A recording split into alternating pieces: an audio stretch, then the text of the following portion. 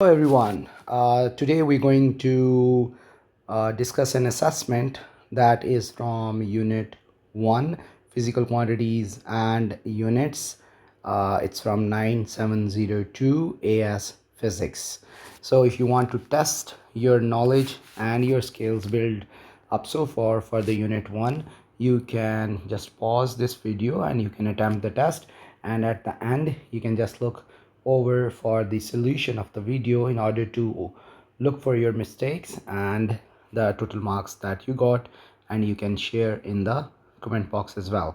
So this is question number 1 from uncertainty, question number 2 uncertainty again, question number 3 from the units, question number 4 assay based units, question number 5 homogeneous equation, question number 6 is the question from theory paper, and it is from the percentage uncertainty. So that's it. Okay, so now I'm going to solve it for you. So first of all, the first question is the diameter of a ball is measured at 5.26 plus minus 0.02 centimeter. What is the absolute uncertainty in the volume of the ball? So let's say this is the ball and they have given you the diameter of the ball. So this is the diameter, this is the percentage uncertainty in diameter, and they're demanding the absolute uncertainty in volume of this ball. So first of all, we'll do some working. Volume of ball is sphere, so sphere is 4 by 3 pi r cube. But as the diameter is given, so it's convenient that you express this in terms of diameter. So it will be like this. So the volume will be 4 pi d cube over 3 into 8. So after solving this, you will get pi d cube by 6. So this is the formula for the volume of the sphere if the diameter is given, and this is the volume of the sphere if radius is given. Now what you have to do is, as you have to find the absolute uncertainty, so you will be doing fractional uncertainty in volume is 3 times fractional uncertainty in diameter, because these are the constants and you always ignore the constant. And then you have to find delta v, so you move v to the other side, so 3 into delta d over d into volume. So now you just put the value. The uncertainty is 0.02, the diameter is 5.26 into, now this is volume, so you have to get back to this. So what you have to do is you have to find the volume itself using this equation. So what we can do is pi is 3.142, diameter is again 5.26 cube, and then over 6. So you simplify it to get the answer. So after calculating, it comes out to be 0.869 centimeter cube, which is rounded off to 0.87 cm cube. So this is a bit tricky. Why? Because you have to find absolute uncertainty and you have to find the volume as well over there. Let's move to question number 2, which is again from the uncertainty, and it states that it's the density of a solid steel ball. The measurements are, this is the mass, and then the length of the side is this. So as they said solid cube, so it means that it's like a cube. So it's like this, and you know length, width, height. For a cube, length, width and height are always equal, so its volume is L cube. So now you know the density is mass over volume, and here the volume is L cube. So your final equation is mass over length cube. And as you have to find the percentage uncertainty, so you'll say percentage uncertainty in density is equal to delta mass over mass plus 3 delta L over L multiplied by 100.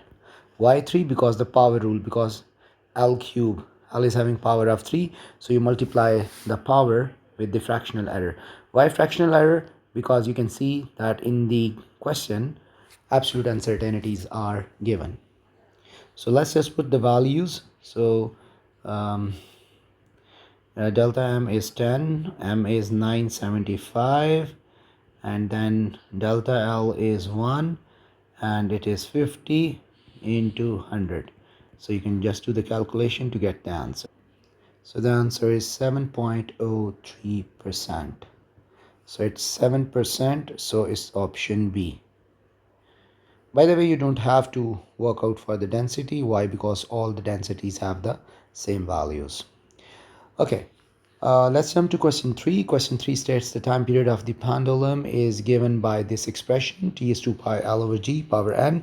The equation is homogeneous. It means both the sides are having the same SI unit. What is the value of n? So what we do over here is,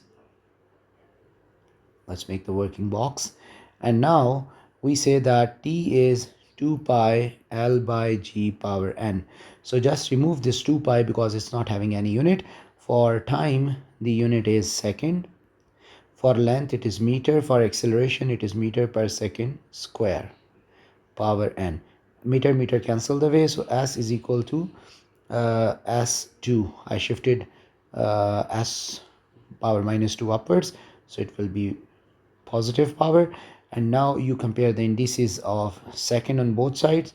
Over here it is 1, and over here it is 2n. You shift 2 to the other side, it is 1 over 2, so it means that the power of n is 1 over 2. Question number 4, it's stating some quantities. The equation is given this. Plenty of quantities are there, so it looks scary, but actually it's not.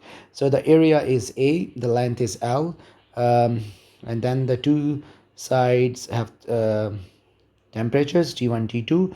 Q is the thermal energy, T is the time. So we got everything. K is the constant, and they're saying what is the SI base unit of K. So what you do is you make K as the subject. So keep K over there and shift everything over there. So it is QL over T A T1 minus T2. Now what you do is you fill in the units. If you know Q is the energy. Energy is equal to work, which is F into D, which is equal to kilogram meter square per second square. So this is the unit of energy. So just fill in the unit, and then L is the length, which is meter. T is the time, which is second. A is the area, which is meter square. T1 minus T2. Okay, T1 minus T2 is temperature, which is Kelvin. Don't do it K minus K equals 0. Don't do this. T1 minus T2, it's like 20 minus 10 degrees Celsius is 10 degrees Celsius. So the unit is Kelvin over there. I just give the example of degree Celsius, that when you subtract, you got the answer with the unit. So the Kelvin is there. So what you do is the cancellation, meter square gone, and then the K equals to kg meter, and this S going up becoming minus 1, so S minus 3, and this K going up coming minus 1. So it's kilogram meter S minus 3 K minus 1. So it's option B. Jumping to question 5, it's again homogeneous equation, and they are looking for which equation is homogeneous. Okay, K is the spring constant. You know Hooke's law, F is equal to KE, and K is equal to F over E. F is kg ms minus 2, and E is meter. Meter goes away. The unit of K is kilogram S minus 2. This can be a separate question as well, that show that the unit of K is kilogram per second square. Okay, so the next is you have to tell that which equation is homogeneous. The homogeneous means that the unit of quantity on left side should be equal to the unit of quantity on right side. If they are equal, that is homogeneous. So let's try with the first one. T is time, 2 pi is ignored, K is kgs minus 2, and mass is kg cancel away. So the outcome is that S equals S minus 2, but that is not the case. So A is not the option. Let's look upon option not C, but let's work out upon option D.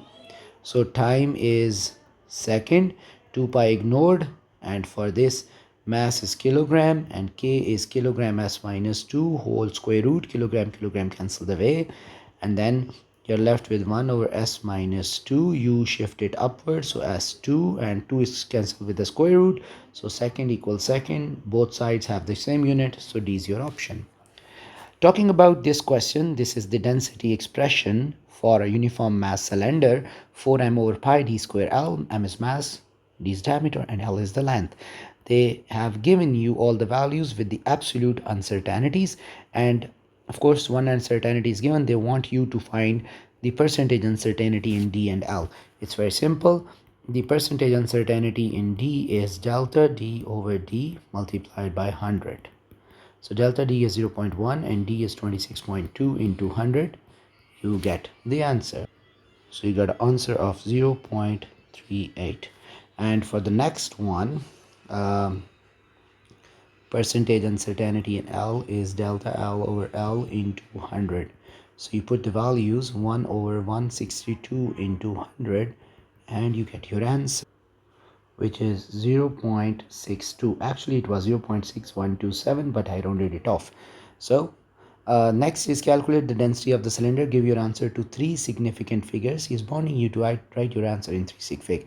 So we got the formula over there. It is 4m over pi d square L. Just fill in the values. The mass value is this. Just keep an eye on the unit. It is SI unit and that is non-SI unit, so you need to convert that. So 4 into 247 multiplied by 10 to the power minus 3. You're converting it into the SI unit. Then pi into diameter. So diameter is in millimeter again. So you can say it is 26.2 into 10 to the power minus 3 square. And then for the length, it is again in millimeter. So 162 into 10 to the power minus 3. Okay, so solving this up, the answer is 2828.1. So as they're saying specifically that you have to write in 3 sig fig, so you will write it as 2830. So just round this off, and this is in 123 sig fig. So you got both the marks. Remember, 1 mark is for sig fig and 1 mark is for your whole calculation. Calculate the percentage uncertainty in the density. This is the interesting part. Why? Because this is the last part of the question. That's why. Okay, so if we go to this, solve this, the most important equation for us is this one. And we have got the percentage uncertainties of all of these as well. The D, the L, and the M. So we simply have to add the percentage uncertainties. So we add the percentage uncertainty of M and we multiply 2 to the percentage uncertainty of D, the power rule, the mighty power rule. And then for the length, you just add the percentage uncertainty of the length. So just fill in the data. Be there, it's just the last few seconds. So the M is 0.4%. The D is 0.38% and the percentage in L is 0.62. Okay, now the last step, the final step, the very final step is the calculation step, right? So what you do is you just add all of these and you got the answer of 1.78. So it is 1.8. You can write 1.8, it's fine. You can write 1.78. That's also fine. So finally we're done with this. So you can look up for your mistakes in case if something is still confusing for you, you can ask about that in the comments box. Take care until the next video.